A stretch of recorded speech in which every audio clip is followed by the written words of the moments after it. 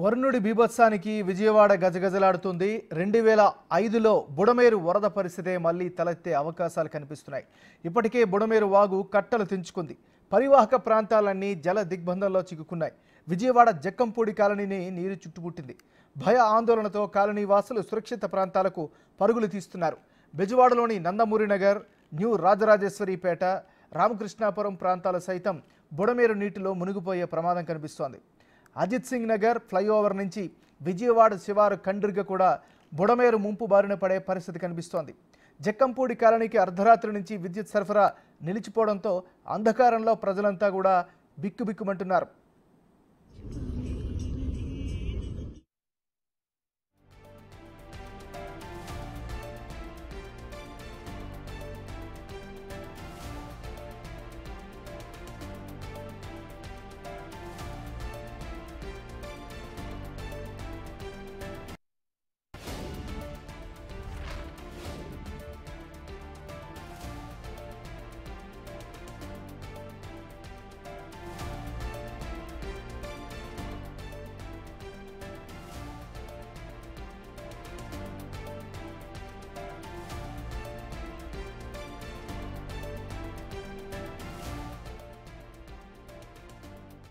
ఇంకోటి కెమెరా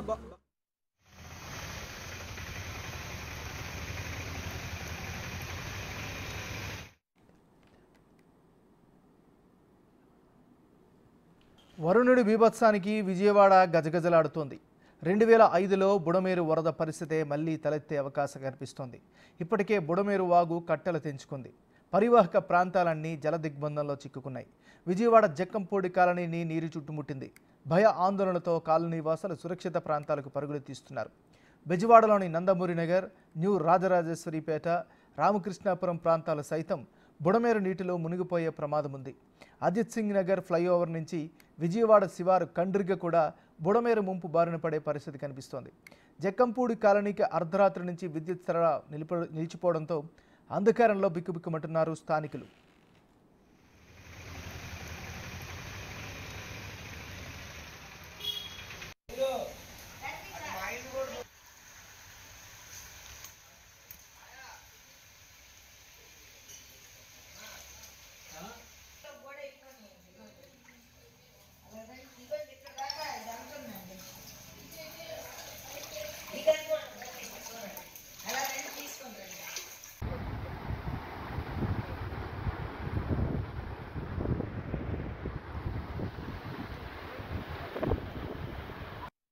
ఆ పాకుందన్న అక్కడ వెంచర్లో కూడా అదే కారణం.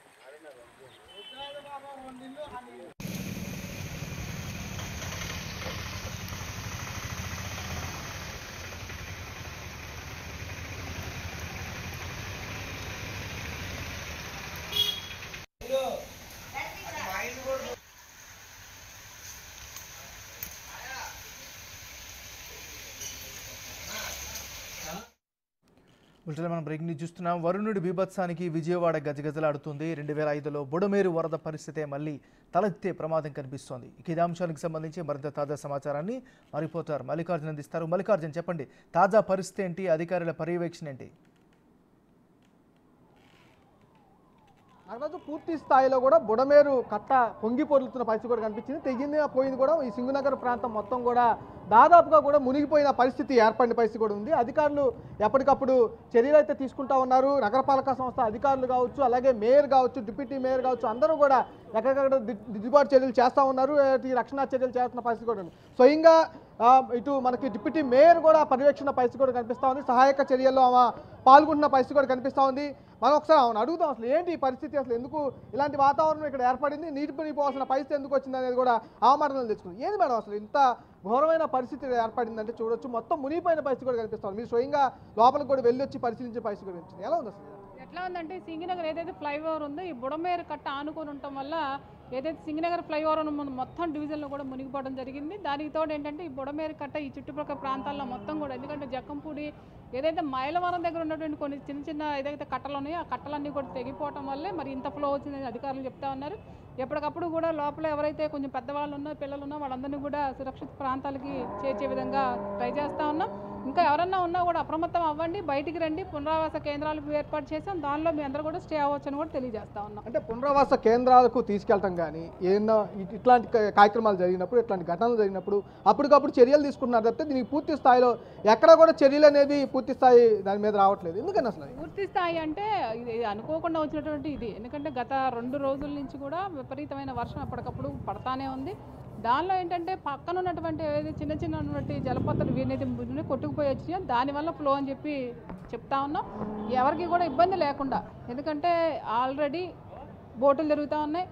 అలాగే ఇప్పుడు లోపల ఏదైతే ఒక పాపకి హెల్త్ బాగాలేదని చెప్పి తెలుసుకోవటం, దాన్ని జేసీబీ అయితే కొంచెం సేఫ్టీ ఉంటుందని చెప్పేసి జేసీబీ పంపించి కూడా బయటికి తీసుకొచ్చేటువంటి ప్రయత్నాలు చేస్తాం. ఎవరికి కూడా ఇబ్బంది లేకుండా చూస్తామని కూడా తెలియజేస్తా ఉన్నాం. అంటే ఇప్పుడు చర్యలు తీసుకుంటా ఉన్నారు, ఫ్లో అవుతూ ఉంది. ఎక్కడైతే ఈ కాట తెగినని వస్తూ ఉన్నాయో వర్షం వస్తూ ఉంది, ఇప్పుడు 10 సంవత్సరాల తర్వాత మరోసారి ఇప్పుడు పొంగిన పరిస్థితి కూడా ఉంది. అంటే పర్మనెంట్ సొల్యూషన్ ఎందుకు చేయలేకపోతున్నారు ప్రభుత్వం తరపు నుంచి కానీ, అధికారుల తరపు నుంచి కానీ, ఎందుకని కార్పొరేషన్ తరపు నుంచి? నిర్లక్ష్యం కూడా ఉందని కూడా చెప్పవచ్చు. ఎందుకంటే వర్షాకాలం వచ్చే ముందు మనం అన్నీ కూడా, ఎందుకంటే ఈ బుడమేరు కట్ట ఏదైతే తెగినప్పుడు మేము గతంలో ఏం చేసేవాళ్ళంటే ఏదైతే 33 తూములు ఉందో ఆ 33 తూముల దగ్గర సుమారుగా 2 నెలలు క్లీనింగ్ పెట్టేవాళ్ళం. ఆ క్లీనింగ్ పెడితే కనుక ఇట్లాంటి విపత్తుకరమైన పరిస్థితి వచ్చినప్పుడు అది మొత్తం కూడా అటు ఫ్లో అయ్యి ఎవరికి కూడా ఇబ్బంది ఉండేది కాదు. మరి ఇప్పుడు 2-3 నెలల క్రితంగా ఆ పని అయితే జరగలేదనేది ప్రజలందరూ కూడా అనుకుంటా ఉన్నారు. ఎందుకంటే ఏదైతే 33 తూములు అనేటువంటి దాన్ని ఎప్పటికప్పుడు మనం క్లియర్ చేసుకున్నట్లయితే ఇట్లాంటి విపత్తుకరమైన పరిస్థితి వచ్చినప్పుడు ఈ ఫ్లో మొత్తం కూడా అటు వెళ్ళిపోతుందని చెప్పేటువంటిది గతం నుంచి ఎప్పుడో ఉంది. మరి అధికారులు కొంచెం నిర్లక్ష్యం అని కూడా డిప్యూటీ మేయర్గా ఉన్నారు మీరు, అధికారులు మీరు డిసైడ్ చేయొచ్చు కదా, మీరు ఆర్డర్లు వేయచ్చు కదా, ఎందుకు మరి అని చెప్పినా కూడా పరిచయం పరిస్థితుల్లో అధికారులు ఉన్నారా మీరు చెప్పినా కూడా? అదే చెప్తున్నాం. గతంలో మేము వర్షాకాలం వచ్చే ముందు కూడా ఎప్పుడు కూడా 2 నెలలు క్లీనింగ్ అనేటువంటిది పెట్టేవాళ్ళం. ఇప్పుడు జరగల ఆ పరిస్థితి జరగలేదు కాబట్టి మేము అధికారులు కూడా కోరుతా ఉన్నాం, ఎవరికి ఇబ్బంది లేకుండా చేయాలి పరిపాలన అనేటువంటిది. అంతేగాని అధికారం ఉందని ఒకలాగా, అధికారం లేకపోతే ఒకలాగా కాదు. ఎప్పుడు కూడా ప్రజలకు ఎవరైతే కావాలో ప్రజల యొక్క శ్రేయస్సే మనకు ముఖ్యం కాబట్టి ప్రజలకు కావాల్సిన చేయాలని కూడా ఇప్పటికీ కూడా మేము వాళ్ళని కోరుతా ఉన్నాం. ప్రధానంగా డిప్యూటీ మేయర్ కూడా చెబుతున్న పరిస్థితి ఏంటంటే అధికారుల అలసత్వం నిదర్శనం కనపడుతున్నా ఉంది. ఏదైతే దీనికి ముందు 33 తూముల పైరు కూడా తూములు అయ్యే ఉన్నాయి, ఎప్పటికప్పుడు క్లియర్ చేసుకుంటా ఉంటారు. ప్రతి సంవత్సరం ఆ వర్షాకాలం రైనింగ్ సీజన్కు ముందే ఇవన్నీ కూడా క్లియర్ చేయాల్సిన పరిస్థితి ఉంటుంది. కానీ ఇప్పుడు ఈ సంవత్సరం వర్షాకాలం ముందు క్లియర్ చేయని పరిస్థితి ఉందంటూ కూడా ఆమె ఆరోపణలు చేస్తున్న పరిస్థితి కూడా కనిపిస్తుంది. అధికారుల నిర్లక్ష్యం కొట్టొచ్చినట్టుగా కనిపిస్తున్న పరిస్థితి కూడా కనిపిస్తుందని చెప్తా ఉన్నారు. ఇప్పుడు మేము ఎన్ని సహాయ చర్యలు కూడా చేస్తా ఉన్నాము, లోపల ఎవరికైతే ఇబ్బందులు ఉన్న ప్రజలందరూ కూడా బయటికి వస్తామంటే వాళ్ళ మొత్తాన్ని తీసుకొస్తామన్నాము. చాలా మందిని ఇప్పటికే సహాయ చర్యలకు తీసుకొచ్చామని కూడా చెప్తా ఉన్నారు. కొంత ఏదైనా అవకాశం ఉంటే బోట్లు ఇప్పటికే పంపించామని కూడా చెప్తా ఉన్నారు. వాళ్ళకి ఆహార ఇబ్బందులు ఏమైనా ఉన్నా వెంటనే తెలిపిన వెంటనే వాళ్ళకి మేము సహాయం చేస్తామని కూడా చెబుతున్న పరిస్థితి కూడా కనిపిస్తూ ఉంది. మొత్తం కూడా మునిగిపోయిన పరిస్థితి ఏర్పడింది. ఇప్పుడు మన కెమెరామెన్ మీకు చూపిస్తూ ఉన్నారు. వాళ్ళ ఆహార పొట్లాలు కూడా, అక్కడ ఉన్న ప్రజలు ఆహార పొట్లాలు కూడా బయటకు వచ్చి ఏదైతే మునిగిపోయిన ప్రాంతం ఉందో ఇప్పుడు మనం చూస్తున్న కనుచూపు మేర వరకు కిలోమీటర్ అవతలకు ఉంటుంది. ఈ కిలోమీటర్ అవతల నుంచి కూడా ఇట్లాగే నడుచుకుంటూ బయటికి వచ్చి ఈ బయటికి మెయిన్ రోడ్డుకి వచ్చి మెయిన్ రోడ్డు దగ్గర ఆహార పొట్లాలు, మజ్జిగ పొట్లాలు, అలాగే భోజనాలు అన్నీ తీసుకెళ్తా ఉన్నారు. వాటర్ కూడా మొత్తం పూర్తిగా వాళ్ళకి తాగునీరుకి సంబంధించి వాటిని కూడా క్యానులతో పాటు తీసుకెళ్తున్న పరిస్థితి కూడా ఇక్కడ బుడమేరు ఈ కాలువ ఈ సమీపం సింగనగర్ సమీపంలో కూడా చేస్తున్న పరిస్థితి కూడా కనిపిస్తూ ఉంది. కానీ పెద్ద ఎత్తున ఆరోపణలు అయితే అధికారుల మీద వినిపిస్తున్న పరిస్థితి కూడా కనిపిస్తూ ఉంది. ఎందుకంటే వర్షాకాలం కంపల్సరీ హెవీ రైన్స్ కురిసే అవకాశం ఉంది కాబట్టి, కానీ అధికారులు మాత్రం ఆ డ్రైన్స్ శుభ్రం చేయడం కానీ వాటి మీద దృష్టి సారించలేదని స్వయంగా ఇప్పుడు డిప్యూటీ మేయరే ఆరోపణలు కురిపిస్తున్న పరిస్థితి విజయవాడ నగర వ్యాప్తంగా ఉంది. ఈ సింగనగర్ ఫ్లైఓవర్ ఈ పక్కనే కాకుండా మొత్తం విజయవాడలో కూడా నిన్న మొత్తం కూడా మునిగిపోయిన పరిస్థితి ఏర్పడింది. నిన్న సహాయ చర్యలు అటైతే చేయడం జరిగింది, ఇటు మాత్రం పూర్తిగా చేయని పరిస్థితి కూడా ఉంది. కొంతమంది ఎవరైతే వాసులు ఉన్నారో వాళ్ళు కూడా ఉన్న పరిస్థితి కూడా కనిపిస్తూ ఉంది. వాళ్ళందరూ బయటకు వస్తున్న పరిస్థితి కూడా కనిపిస్తూ ఉంది. వారందరితో కూడా కొంత మాట్లాడించే ప్రయత్నం చేద్దాం. బాబా ఎక్కడుంటారు మీరు? ఎక్కడుంటారు? ఉన్నారు. ఎక్కడ దాకా వచ్చినాయి నీళ్ళు? ఎక్కడ దాకా వచ్చినాయి? ఇక్కడ దాకా వచ్చినాయంట. వచ్చింది ఇంట్లోనే ఉన్నారు, బయట రాలేక. ఎంతమంది ఉన్నారు ఇంట్లో? అసలు 4 ఉన్నారు. ఈ వరద ఇంత వచ్చింది, అసలు ఎప్పుడైనా వచ్చింది ఇట్లాంటి వరద చూసారు అసలు మీరు? అంతకుముందు చూసా, 2 సార్లు. అంతకుముందు ఎప్పుడు వచ్చింది? ఇయర్ గుర్తులేదు, 2 సార్లు వరద చూసా. 2 సార్లు వచ్చింది. ఏం కోరుకుంటా ఉన్నారు అసలు? ఈ పర్మనెంట్ సొల్యూషన్ కానీ అట్లాంటివి ఏమన్నా కోరుకుంటున్నారు? ఏం చెప్తాం, అదే చెప్తున్నారు. వచ్చేదాకా తెలియదు, వచ్చిన తర్వాత ఇది పరిస్థితి. కడుపులు ఆడుతున్న వాళ్ళ గురించి మీరు చెప్పండి అన్న. మీ షాప్ కూడా ఏదో మునిగిపోయినట్టు కనిపిస్తూ ఉంది. ఏంటి అసలు పూర్తిగా ఈ వరద అనేది ఇప్పుడు రావడం కొత్త, లేకపోతే గతంలోనే కూడా వచ్చిందా? గతంలో 2009లో ఇలాంటి వితంతు వచ్చింది. 2009 తర్వాత ఇలాంటి వితంతు ఇప్పటి వరకు రాలేదు. ఈ 2009లో ఎప్పుడైతే ఇలాంటి వితంతు వచ్చిందో అప్పుడు వైఎస్ రాజశేఖర రెడ్డి గారు సీఎంగా ఉన్నప్పుడు తగు చర్యలు తీసుకుని అందరం కూడా సురక్షిత ప్రాంతానికి జారవేయటం, అదేవిధంగా వాళ్ళకి కావాల్సిన సహకారాలు అందించారు. ఈరోజు అనుకోకుండా పొద్దున 6:30కి వితంతు ఎదురయ్యింది. ఈ సమయంలో ఏంటి పర్మనెంట్ సొల్యూషన్ ఏమనుకుంటా ఉన్నారు అసలు? ఇది కట్ట తెగిపోవడం వల్ల ఇదంతా ఎదురైంది. ఆ కట్టకి తగు చర్యలు తీసుకోవాలి. ఇక్కడున్న ప్రజలందరూ కూడా చాలా ఇబ్బందులు పడుతూ మునిగిపోతున్న సందర్భంలో జేసీబీలో మా దగ్గరే ఇదే కాలనీలో నివసిస్తున్నటువంటి హౌస్ శైలజారెడ్డి గారు వారు సహకారాలు మాకు సక్రమంగా అందుతున్నాయి. అందరం కూడా సురక్షిత ప్రాంతంలోకి వాళ్ళు జారేయటం జరిగిందండి. ఇంకా కొంతమందిని తీసుకొస్తున్నారు. ఓకే, ప్రజలు కూడా ఒకటే కోరుతా ఉన్నారు. 10 సంవత్సరాల తర్వాత ఇది మొదటిసారి, మళ్ళీ 10 సంవత్సరాల తర్వాత మొదటిసారి ఈ వాతావరణం ఇక్కడ ఇది కట్ట తెగిపోవడం కానీ ఇట్లాంటి వాతావరణం ఇంత లోతులో నీళ్లు రావడం అనేది 10 సంవత్సరాల తర్వాత ఇదే మొదటిసారి కూడా చెప్తా ఉన్నారు. అధికారుల నిర్లక్ష్యం అయితే కొట్టొచ్చినట్టు కనిపిస్తున్నట్టు కూడా చెప్తున్న పరిస్థితి కూడా కనిపిస్తుంది. ఎక్కడికక్కడ ప్రజలను అయితే ఈ విధంగా సురక్షిత ప్రాంతాలకైతే ఉదయం నుంచి కొంతమందిని తరలిస్తున్న పరిస్థితి కూడా కనిపిస్తూ ఉంది. మరి వృద్ధులు చిన్నపిల్లలు అయితే మాత్రం జేసీబీలను తీసుకెళ్లి లోపల నుంచి బయటికి మెయిన్ పునరావాస కేంద్రాలకి తరలిస్తున్న పరిస్థితి అయితే కనిపిస్తూ ఉంది. మల్లికార్జున్, బోట్లు ఏర్పాటు చేసామన్నారు, భోజనాలు ఏర్పాటు చేసామని చెప్పారు. కానీ భోజనాలు తీసుకొస్తున్నారు, స్థానికులు వాటర్ కూడా తెచ్చుకుంటున్నారు. అక్కడ మీ వెనక ఉన్నటువంటి విజువల్స్లో కనిపిస్తున్నాయి. ఎవరికి వారే వాళ్ళంతటి వాళ్ళే బయటకు వస్తున్నారు. సో ఎక్కడ ల్యాప్సెస్ ఉన్నాయి మరి? ఇక్కడ ఎందుకంటే ఇక్కడ మేయర్ కానీ డిప్యూటీ మేయర్ కానీ సంబంధించి వీళ్ళందరూ కూడా వీళ్ళు చెబుతున్న పరిస్థితి ఏంటంటే మేము బోట్స్ ఏర్పాటు చేశాము, అలాగే దాంతోపాటు పడవలు ఏర్పాటు చేశాము, ఆహార సహాయకులు ఏర్పాటు చేశామని చెబుతున్నారు. కానీ వీళ్ళు స్థానికంగా ఉన్న ప్రజలు మాత్రం వారు స్వయంగా వెళ్ళి తీసుకొస్తున్న పరిస్థితి కూడా కనిపిస్తూ ఉంది. కొంతమంది సహాయ శిబిరాలకు ఇట్లా స్వయంగా వాళ్ళే తరలి వెళ్తున్న పరిస్థితి కూడా కనిపిస్తూ ఉంది. కొంతమంది పెద్ద ఏజ్ ఉన్న వాళ్ళు కూడా వెళ్తున్న పరిస్థితి కనిపిస్తుంది. ఏందన్న అది ఎక్కడ మీ ఇల్లు? మాది లోపలే అండి, వైష్ణవ రిసార్ట్స్ ఆపోజిట్. మొత్తం వాటర్ అంతా ఉన్న కొద్దీ పెరుగుతుంది. ఇక అందుకనే అక్కడ ఉన్న సురక్షితం కాదని చెప్పేసి కింద ఫ్లోర్ లో ఉంటుందా, పైన ఉంటుందా? మీ ఇల్లు కింద ఫ్లోర్ లో ఉంటుందండి, కానీ ఇల్లు హైట్ ఉంటుందండి. మొత్తం ఒక 5.5 feet వచ్చేసింది. మొత్తం ఇక అలాగే తడుచుకుని వచ్చేసి అందించారా? తినడానికి ఏమైనా అందించడం కానీ తీసుకెళ్ళడానికి కానీ ఉందా? అసలు ఏమైనా ఉందా లేదా?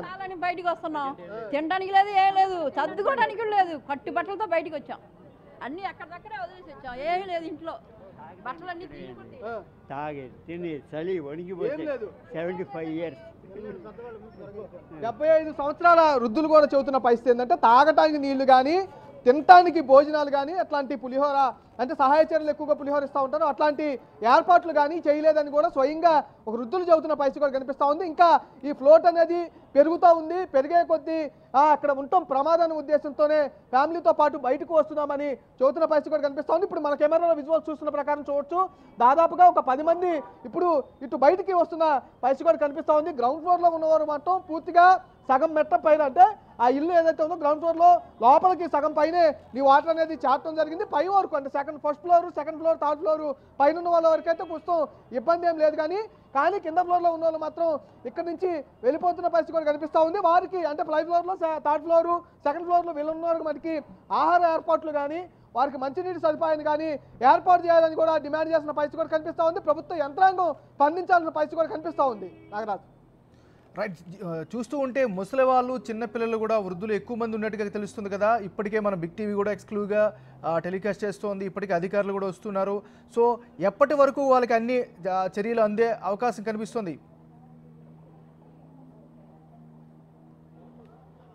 చర్యలకు సంబంధించి నాగరాజు ఏదైతే డిప్యూటీ మేయర్ ఒక్కరు మాత్రమే ఇక్కడ కనిపిస్తున్న పరిస్థితి కనిపిస్తుంది. కొంతమంది అధికారులు వస్తున్నారు. ఎవరికైనా మేజర్గా ఇబ్బంది అయితే మాత్రం లోపలికి వెళ్ళి వారిని మాత్రం బయటికి తీసుకొస్తున్న పరిస్థితి కనిపిస్తుంది. కానీ ఆహార ఏర్పాట్లు కానీ అలాగే మంచినీరు ఏర్పాట్లు కానీ స్వయంగా ప్రజలే తీసుకొస్తున్న పరిస్థితి కూడా కనిపిస్తూ ఉంది.